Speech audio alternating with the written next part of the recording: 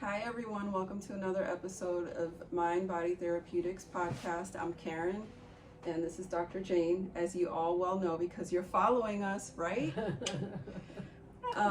Today, we're talking first an intro into a question that we had from a follower, and that is, I don't even know if I'm going to pronounce it right, but ayahuasca. What is ayahuasca, and do you recommend it? Just as somebody that's very healthy with your intake and what you eat and what you drink, would you recommend that? And what is it? Based on neuroscience, it's a psychedelic. It's a psychoactive plant that affects consciousness, and it's used to change mental states, emotional, whatever. I absolutely would not and do not recommend those kinds of treatments. They're very bad for the brain, just like any other drugs are bad for the brain. It alters the brain. It absolutely alters the brain, and it can make you crazier. But I'm wondering why people even assume that that's a healthy thing. Is it because they want to change the way their mindset is? Because this is a drug-saturated culture. And anything that sounds druggy, people think is either cool or good to do or whatever. And unfortunately, the medical profession, some people in the medical profession suggest it because I guess it's a big moneymaker. I haven't heard of it until our viewer asked. Yeah, I mean, anything that is simple and hard to do, of course, they're not going to suggest because there's no money to be made from it. Yeah, I thought to myself, is that something new that I should look into? But when I started hearing more about it, I'm I don't know if that sounds, just the hallucinating factor is scary to me. Yeah, because those kinds of things can go out of control. You're not going to control how it's going to affect your brain. You can't control it. What you think it's going to focus on, if we can even talk in those terms, no one is in control of that. Right. And usually and always, any drug, including a natural drug, they're dangerous. And this, I think, I read up a little bit on it, it gives you an overwhelming sense of fear, which to me is like... Sounds like fun. Or not, right? Like, why would you want to have a sense of fear? Yeah, and there are a lot of fads, there are a lot of things that are new, whatever. And because people are so many times disappointed by therapists, by different kinds of treatment, they're desperate to try anything.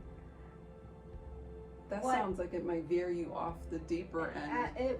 It'll put you into an even deeper end. Depression. Possibly. Yeah, a lot of stuff. It can set something off in the brain that is totally out of your control, like I said. Yeah. What we do here at Mind Body Therapeutics, we have a holistic approach that takes your hard work and our hard work, but people get where they want to go. It's a joint team effort. Absolutely. And it's not a quick fix solution, drug solution. Yeah, healthy solution. Exactly. So there you have it from Dr. Jane. She doesn't recommend trying the ayahuasca. Ayahuasca. Look, see, I'm butchering the name. So now we're going to move on to our topic for today, and it is psychic abilities, intuitive abilities, connecting with the afterlife, things like that. And that's a broad subject, but I feel like you would have a lot to say about it. So I'm interested to hear about your experiences with, I don't know, connecting with angels, as you call them. Yeah, well, let me just give you background so you don't think I'm totally crazy. Just not even partly crazy. The situation is that this is a quantum universe. This is not the Newtonian world of cause and effect anymore, which is based on chemistry. This causes that to happen. This is the Einsteinian world of quantum physics, which means that you're talking about energy fields. And you're talking about an infinity of energy fields. You're talking about that the scientists in labs, the quantum scientists, are manipulating one, whatever it is, on one part of the world, and it does exactly the same thing or the exact opposite thing to its twin, so to speak, at the other side of the world, just through energy. How does that happen? Mm-hmm. So we have to understand that quantum physics as science has come together now with mysticism, with what seemed really far out. And it's now the same thing. What's far out today is really the medical model and the kind of medicine and thought that is this one-dimensional, linear perception of past, present, and future. Now we have a whole mixture of it, Mm-hmm. and people doing Dr. Joe Dispenza's work know that the past and the present and the future are all mixed up. They're all found in the present moment. What does that mean? That means that it's how we apply and focus our energy on things. Everything is energy. Yeah. That's the point. Now, because everything is energy, and because there's a multi-dimensionality to everything, we are not necessarily in the present moment all the time, or we can be in the past, we can be in the future, we can be in all the dimensions. Mentally. I'm not sure. Am I sitting here right now? I guess I am. But actually, I travel energy-wise to many, many dimensions, and I'm visited by all kinds of dimensions. Okay, let's talk about that. Let's unpack that. Let's talk about that. So I know that I have angels with me. I've known it ever since I was very little. If people don't accept that, tough. But that's what it is. It's all energy. It's all energy. I get messages from angels so that they are letting me know that they're with me all the time. There were a few times in my life I should be dead because it was absolutely for certain that a certain car accident I was about to have didn't happen just because of angels. And the angels, is it an interaction? It's not a physical interaction. It's an energy. There's nothing physical. Yeah. So you don't see anything. It's you. I don't you see feel... anything except when I am visited by dead people who are dead, and then I can see their energy. Like an aura, or no? I see. It's like a kind of ghost. Really? Yeah. Yeah. And you don't feel any kind of fear or No. like if somebody's passed on and they're in the afterworld, right? And do they have negative? Are you able to pick up on negative energy? They don't have negative energy anymore. That's what I was. In fact, I don't want to say it, but my ex-husband visited me to give me some messages. And I said, my God, why couldn't you be nice like this when you were alive? That would have made a huge difference. Such a nice guy. So, it's, and you see there's a glow. Believe me, it is so wonderful over there on the other side. Mm-hmm. It's so amazing that I don't know why anybody would ever have a fear of dying.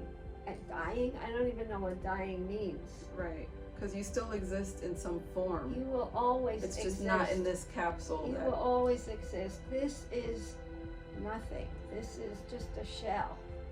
Mm-hmm. Just a very imperfect shell.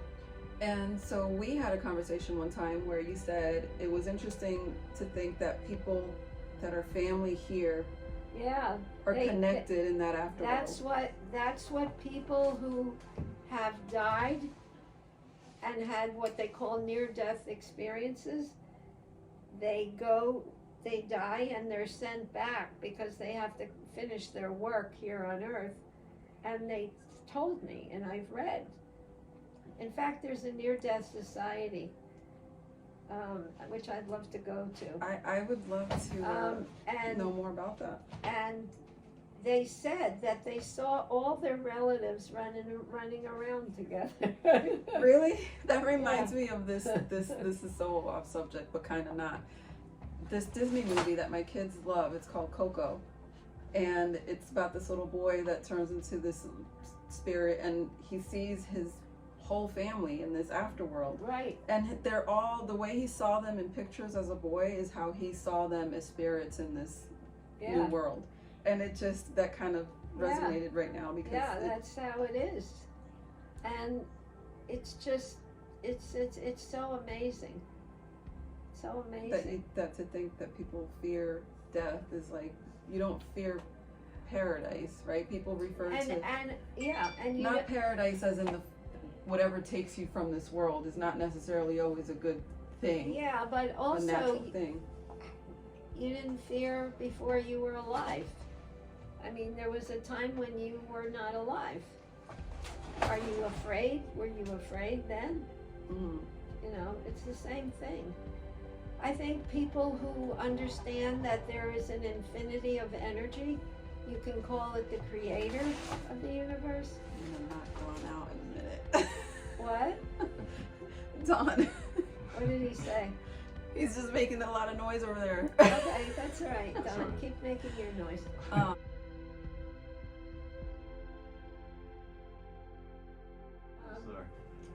Sorry. So, it's just, it's amazing. And not everybody has that capability. Like I am not an intuitive person at all. Or I don't think that it's not that I'm not open to connecting with a spirit. It just doesn't happen to me. Yeah, well, you have to be open to that. Is that yeah, how that you works? have to be very open. I mean, I'm too open, probably. But were you always open to that? Or did you have to learn to? I didn't have to learn anything. I had to learn to be normal. See, and a lot of people that are able to connect that way with the regular world. Spirit, yeah, they feel like they're not, they're like far out there. I'm just a visitor, in a way. So now, do you know when these visits are going to happen? Do you get a feeling of when they're going to come to you? No, I do not. It's happens? Totally shocking. In fact, there I am sleeping, and when you feel something near you, even when you're sleeping, I went like that. Yeah. I jumped, and there he was standing there. See, I don't know. Look, I got goosebumps. I don't know how I would handle that. And I said, and you're not talking. It's not talking. It's not even telepathy. It's something, I don't know what even to call it, but I know exactly what he's saying, what he's communicating rather. Mm-hmm. And I know what I'm communicating back without speaking. And then he asked me to do something. I did it.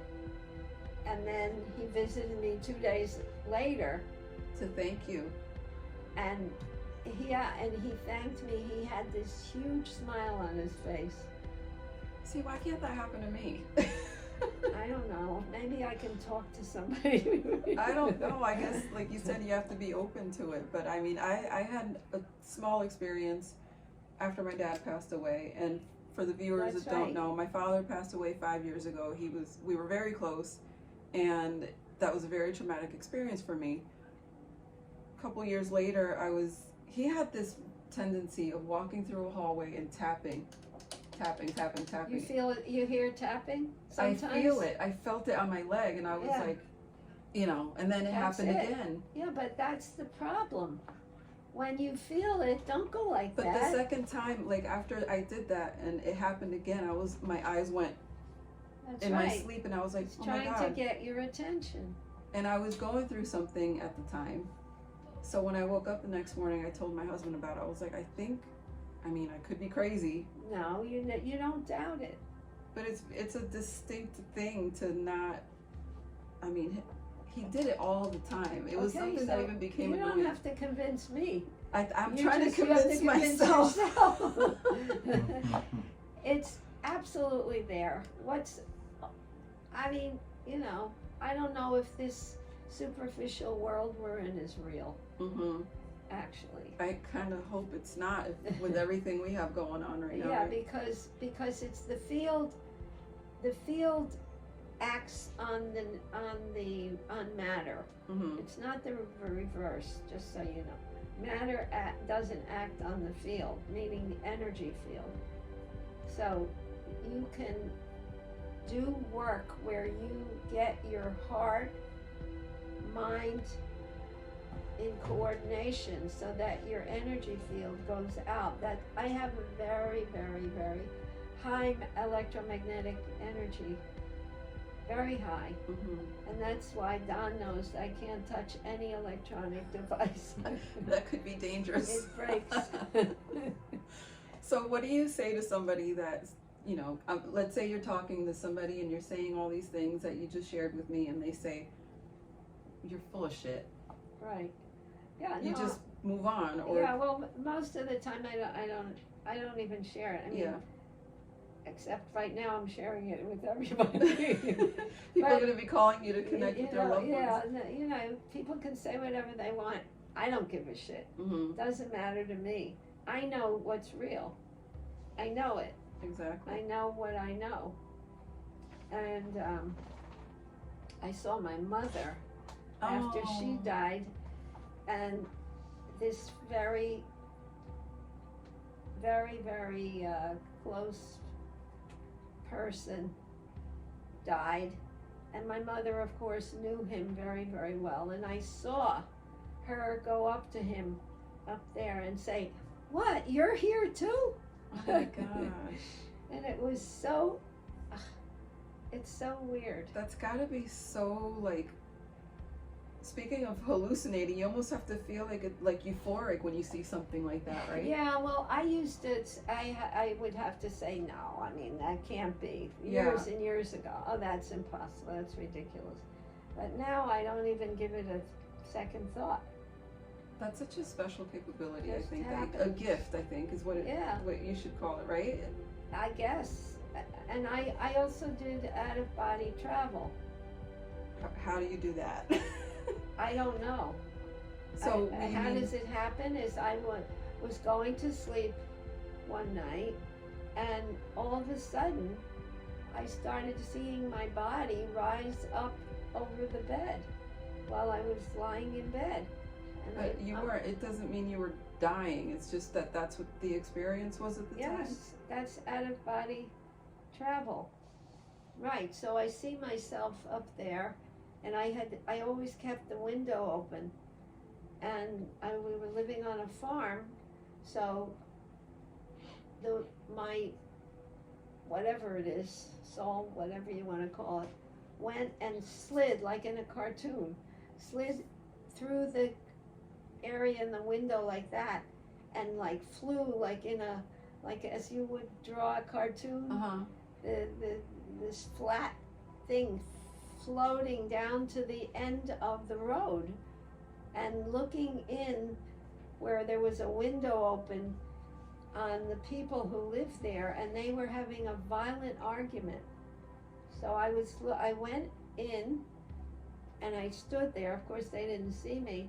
I heard such a terribly violent argument, and I don't know, there's no time, I have no idea how long I was there. Mm-hmm. And then I just, for whatever reason, went through my window. I was up here, and I come down, and I'm asleep. Mm-hmm. In the morning, I get a knock at my kitchen door. It's that woman who I saw, and she said, and I saw she looked really nervous, because I could have doubted that I actually did Right. that. She's really nervous. I say, come on in, come in. I said, would you like some tea? Oh yeah, and she's so nervous. She sits down and she says, my husband and I had such a violent argument last night. And I said, I know. Oh, mind blown. That's crazy. And when you said, I know, she just looked at me because I don't know why. The very next morning she comes to me. Somehow maybe we were in some, I don't know. I don't know how to explain it. I wonder if you visiting her in that way It could be. saved her. I don't know. I just don't know. That's crazy. I don't know how to explain any of it. I have like goosebumps from head to toe. This is the kind of stuff that I'm like, wow, can't believe that. Yeah, and you know, not to mention all the times, everybody should be conscious.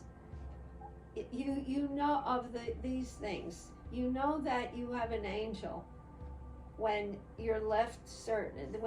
There are certain signs that you have an angel or angels. So one is, for example, when trucks go by and you see repeated numbers, like 33, or other numbers repeated. Hope it's not 666. Or you see if a feather, like an unusual thing. So, just as an example, I get repeating numbers all the time. A truck goes by and it's repeating. Or it has a name on it, and I say, oh my God, it's like a serious, I know that name. Like a person's name? Like a message, yeah, a message. These are messages. And so, for example, I walk down to my gym in my big complex, and all the grass is nicely newly mowed, and everything is nice and clean. And on my way, and there's nothing there, all green. I'm coming back 20 minutes later, and in the middle of the sidewalk is one big white feather.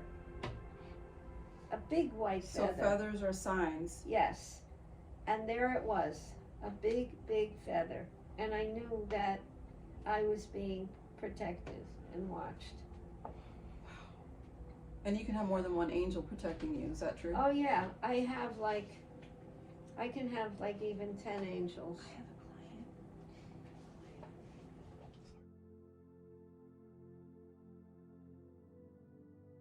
My kids pick up feathers all the time and run up and give them to me. Yeah, but if it's just a regular feather, be careful, it has a lot of disease. Well, you just killed my moment. Sorry. I thought it was an angel. Well, it has I thought it was my angel. It has to be a special feather. It has to be a special feather. Comedy killer. Comedy killer. Joke killer. Yeah. So what about when you have a near-death experience? Let's talk a little bit more about that. How? I have never had any near-death experience. So maybe we can ask the audience about having near-death experiences. Yeah, I know 3 people who had near-death experiences. Like, do you see angels? Do you see the other side? Do Yeah. you see, you often hear about this big, beautiful, warm light. They pretty much describe it in the same way. It's like, often it's a tunnel that you're going down, and it's black, and then you see this amazing light. And it's all like bliss. Everybody talks about how it's like a it's so calm and overwhelming wonderful. calm. Yeah. And so somebody I knew did, and she said to them, oh, and she was talking to an angel, I think there, and she said, no, I'm gonna stay. They said, no, you have to go back. Oh, please, she said, please. She want to come back please. here? And she died on the operating table. And they said, no, you have to go back. You have more work to do. I wonder if this person she spoke to is somebody she knows, or just No, it was what's just the correlation? heavenly beings, whatever, however you want to describe. And they sent her back, and she didn't want to come back. You have more work to be done. And you know, medical doctors who work in hospice and nurses, they see this all the time.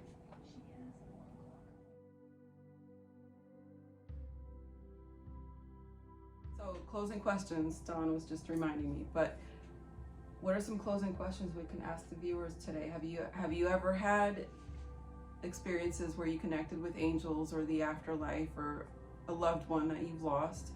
Are you open to those capabilities? What else can we ask them? I don't know. Do you believe that the material world is it? Are you a material girl? That's a good material question. boy? Material girl. Are you all into the materialistic lifestyle where you feel like everything you have here in this world is your important There's stuff? a difference between materialistic and material. Are you only in the material world? You know, that this is all that's real? Or do you feel like this is not really so real, but the other is real? Too many little interruptions. That's right. Life. So we, those are the questions you can ask yourself. If you guys are returning viewers, please share this information so we can grow our audience. If you follow our Instagram, share that information. You can DM us and send us questions anonymously. We won't disclose any information, but we will ask questions and have Dr. Jane answer, or even if I discuss them with another guest, we will keep everything anonymous. Thank you guys for following along. We Bye. look forward to having more conversations with Dr. Jane, and the best is yet to come. Stay tuned. Bye. Bye.